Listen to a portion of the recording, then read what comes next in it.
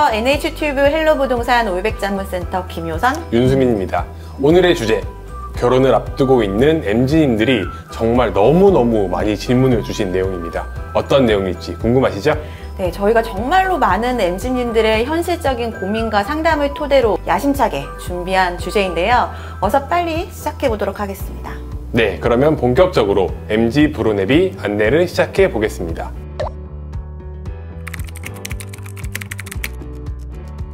오늘의 주제, 바로 신혼부부 첫 주택.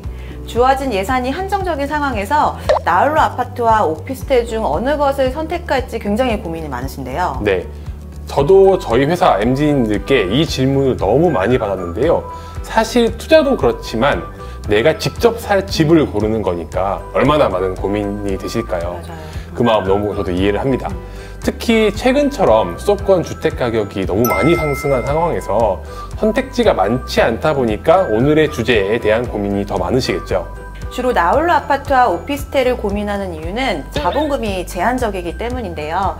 그래도 주택은 아파트가 좋다라는 생각으로 나홀로 아파트를 구입하자는 사람과 거주의 편의성을 포기할 수 없어서 오피스텔을 구입하는 사람이 있습니다. 저도 주변에 오피스텔을 구입하신 분들에게 왜 나홀로 아파트가 아니고 오피스텔을 구입했어요 라고 물어보면은 나홀로 아파트에서는 누릴 수 없는 그런 단지 서비스, 커뮤니티 시설 때문에 오피스텔을 선택했다라는 의견이 가장 많더라고요.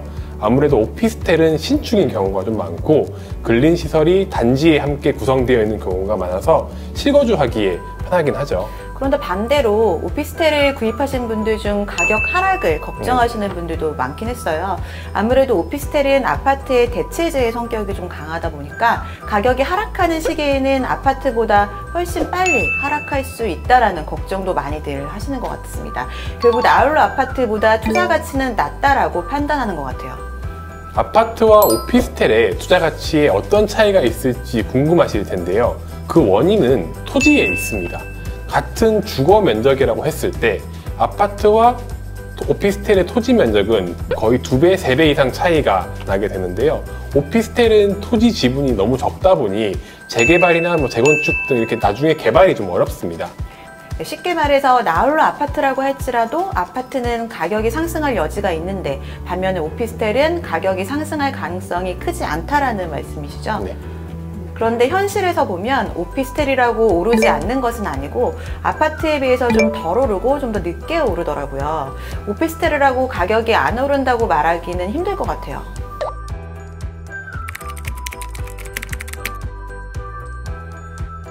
앞에서 말한 것처럼 장점과 단점이 확실하다 보니까 어떤 선택을 해야 할지 고민하는 분들에게 저희가 좀 조언을 해드릴 수 있는 시간이 온 것 같습니다. 선생님은 어떻게 생각하세요? 나홀로 아파트와 오피스텔 중에 무엇을 선택하시고 싶으세요? 저라면 나홀로 아파트를 선택할 것 같습니다. 사실 오피스텔의 가장 큰 장점 중 하나가 대출을 많이 받을 수 있다는 거였는데 DSR 규제가 시행된 이후에는 오피스텔을 구입하는 데 따른 대출 제한이 좀 많아졌습니다. 그래서 투자를 겸한 자산으로 봤을 때 그 매력이 좀 크게 떨어졌다고 생각해요. 맞습니다. 사실 최근 오피스텔에 대한 문의가 좀 줄어든 것도 이 영향이 제일 크다고 생각을 하는데요.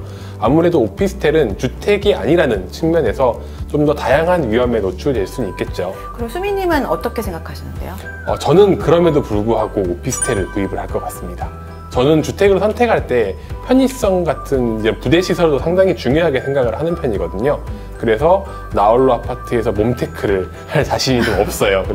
그리고 오피스텔은 또 청약에서 무주택으로 인정이 되다 보니 오피스텔에 거주하면서 꾸준하게 청약에 도전할 것 같습니다. 맞아요. 이 부분도 상당히 중요한데요. 오피스텔이 세법에서는 주택수에 포함되지만 청약에서는 주택수에 포함되지 않다 보니 무주택으로 인정받을 수 있다는 게 큰 장점으로 작용하는 것 같습니다. 이렇게 저희도 의견이 갈리는 것처럼 사실 둘 중에 무엇이 더 좋다라는 정답은 없는 것 같습니다. 오피스텔과 나홀로 아파트를 두고 고민 중인 MZ님들도 나와 내 가족이 선호하는 방향이 무엇인지 좀 많이 생각해 보시고 의사결정을 내리시는 게 좋을 것 같아요. 내 집 마련의 시작은 자기 만족이라는 말도 있잖아요.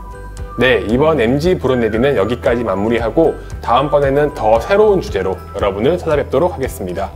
MZ 브로네비 안내를 종료합니다.